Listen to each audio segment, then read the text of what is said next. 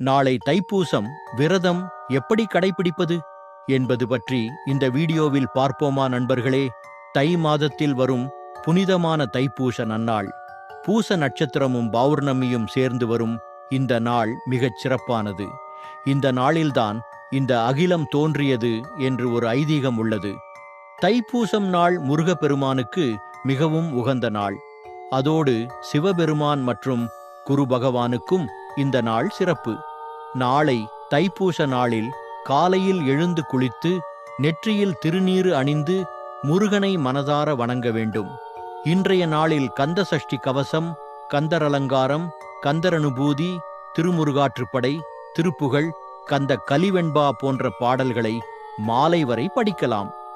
வேலைக்கு செல்ல வேண்டியவர்கள் காலையிலேயே முருகனை பூஜித்து நாள் முழுவதும் ஓம் சரவண பவ் என்ற மந்திரத்தை மனதிலோ